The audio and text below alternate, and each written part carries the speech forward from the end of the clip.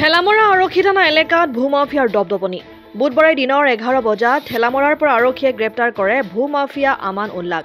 উল্লেখ্য যে বিগত কিছুদিনৰ পৰা আমান উল্লা নামৰ লোকজনে অঞ্চল জুৰি সন্ত্ৰাসৰ সৃষ্টি কৰি আহিছে। সমান্তৰালভাৱে যোৱাকালি ঠেলামৰাত এগৰাকী হিন্দু সম্প্ৰদায়ৰ সাধাৰণ ব্যৱসায়ীৰ ওপৰত অত্যাচাৰ চলাই আমান উল্লাই।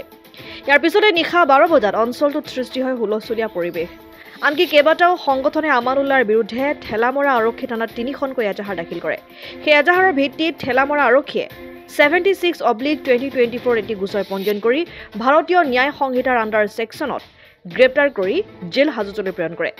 কালি আপোনাৰ আজি বিশেষ 10 দিনমান ধৰি পেলাই আমাৰ তাত জিৰণিচৰাৰ ওচৰত এটা মমো দোকান কৰি পেলাই আমাৰ হিন্দু ল'ৰা চলি আছে, ঘৰটো চলাই আছে। তো তাৰ মাজতেই লগতে এটা মুছলিম দোকান আছে, ফল দোকান, আৰু লগতে মমো দোকান। তো জিৰণিচৰাৰ আগফালে এইটো চৰকাৰী হয়, চৰকাৰী মাটিত থাকি পেলাই তাৰ পিছফালে আমান উল্লা বুলি এজনৰ মাটি আছে। সেই তাৰ মাটি থকা সত্ত্বে সি জিৰণিচৰাৰ আগফালে পুৰা খালী কৰিব লাগে বুলি হিন্দু ল'ৰাটো উঠাই দিয়ে। তো উঠাই দিয়াৰ কথাটো আমাৰ ল'ৰাটো যেতিয়া কান্দি পেলাই গৈ কৈ আছে, আমাৰ টাউন কমিটি লৈ পেলাই আমি কালি আহিছিলোঁ। অহাৰ পাছত সি এনেকুৱা দুৰ্ব্যৱহাৰ কৰিছে। পুলিচ প্ৰশাসন ওচৰত আছে, ওচৰত থকাত মোক এনেকুৱা হাত ধাক্কা দি পেলাই এইবিলাকৰ কাৰণে ইয়াত কাজিয়া হয়, এনেকুৱা আঙুলি দি এনেকুৱা কথা পাতিছে। তাৰ পইচা অলপ দিনৰ কাৰণে হৈ গৈছে কাৰণে কেইদিনমান ধৰি পেলাই সি এনেকুৱা উৎপাত কৰি আছে।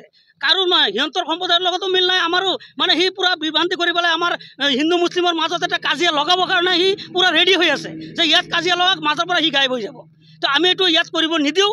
সি এইটো ভাবি থাকিলে নহ'ব। তো এইটো কাৰণে আমাৰ প্ৰশাসনৰ তাত, চৰকাৰৰ তাত এতিয়া এনেকুৱা চৰকাৰ থকা অৱস্থাটো যদি সি তাৰ নিচিনা মানুহ এজনে এনেকুৱা দপদপনি দি চলি পেলাই আমাক যদি মাৰাৰ ভাবুকি দিয়ে, আমাক যদি ৰাস্তাত মাৰে, তো আমি কেনেকুৱা বাচি থাকিম, কেনেকুৱা থাকিম আমি? সেইকাৰণে আমাৰ সুৰক্ষিত কৰিবৰ কাৰণে আমি চৰকাৰৰ তাত দাবী জনাইছোঁ, ভালকৈ তদন্ত কৰি পেলাই কেছটো অলপ ভালকৈ তদন্ত কৰি পেলাই যে আমাৰ ন্যায় লাগে।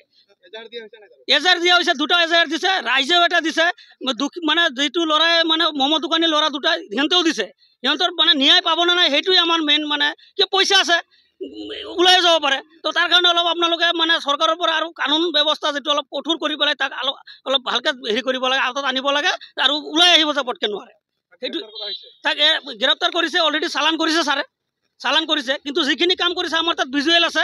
কালি ভিডিঅ' ঠেলামৰাত যিখিনি উৎপাত কৰিছে ছাৰ তাতে আছিলেই। ছাৰ তাত থাকোঁতে এটাই দুখ লাগিছে, ছাৰ তাৰ কথা শুনি পেলাই ছাৰ তাত গুচি গ'ল। মাটিৰ কেছ চাৰ্কুল বাইদেউতো কোৱা নাই, চাৰ্কুল বাইদেৱে উঠাব, দোকান উঠালে। তাৰ ফোন পাই পেলাই তাৰ তাত অংক আছে, অংক হৈ যায়, ছাৰ গুচি গ'ল। আমাক গৈ ধমকি দি আছে, আমি বোলে কাজিয়া লগাওঁ। হিন্দুৰ পক্ষপাত, পুৰা পক্ষপাত। তাৰ কথা সি যে মোক গতিয়াইছে এনেকুৱা, সেইটো ছাৰে কয় মই দেখাই নাই। এইটো বহুত দুখ লাগিছে। আৰে আপুনি এক পক্ষ কিয়? ছাৰে এইটো বস্তু তাতেই মিলাব পাৰিছিলে। ছাৰৰ কাৰণে এই বস্তুটো ইমান ডাঙৰ হৈছে কালি। ছাৰৰ কাৰণে, একমাত্ৰ অচি ছাৰৰ কাৰণে হৈছে এইটো। মুখ্যমন্ত্ৰী এইটো এনেকুৱা যে ছাৰে যে এনেকুৱা প্ৰশাসনক এনেকুৱা আইনটো ইমান টান কৰিব বিচাৰিছে, কিয় নহয়? কিয় এজন পইচা দেখিলে যে সেইফালে গুচি যায়? কিয়? দুখীয়া মানুহ কি আমি কি দুখীয়া মানুহ কি বাচি থাকিব আমাৰ হেৰি নাই, অধিকাৰ নাই? কালি ডেটত আমাক মাৰি পেলাব, তেতিয়া ক'ব বোলে বেলেগ কিবা এক্সিডেণ্টত মৰি গৈছে। তো আমাৰ বাচি থকাৰ এটা অধিকাৰ আমি চৰকাৰৰ তাত অনুৰোধ জনাইছোঁ যে আমাকো বাচি থাকিব দিয়ক, আৰু এইবিলাক অলপ ভালকৈ তদন্ত কৰক। ইমান পাৱাৰ ক'ত পাইছে, অলপ তদন্ত লাগে আমাৰ। ঢেকিয়াজুলিৰ পৰা প্ৰশান্ত বৈশ্যৰ ৰিপৰ্ট, অসম আদিত্য। NKS হুণ্ডাইলৈ স্বাগতম। নৰ্থ ইষ্টৰ প্ৰথম GDSI 2.0 ফিচাৰ্ছ ডিলাৰ হৈছে NKS হুণ্ডাই। অত্যাধুনিক সা সুবিধাৰে তৈয়াৰী মষ্ট আপডেটেড হুণ্ডাই ডিলাৰ এতিয়া ডিব্ৰুগড়ত। আমাৰ NKS হুণ্ডাই ডিলাৰত open sales consulted room, customer ৰুমৰ লগতে পুৰণি গাড়ীৰ এক্সচেঞ্জ ফেচিলিটিও ৰখা হৈছে।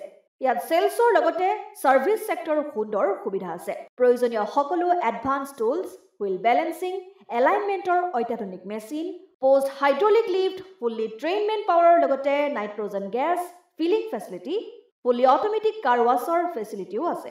লগতে NKS হুণ্ডাই ডিলাৰে কাষ্টমাৰসকলৰ সুবিধাৰ্থে মোবাইল ছাৰ্ভিচ ভেনৰো ব্যৱস্থা ৰাখিছে, য'ত হাইড্ৰলিক লিফ্ট, ৱাশ্বিং facility, wheel balancing, tyre pressure check কৰাৰ লগতে বহুখিনি সুবিধাই উপলব্ধ আছে।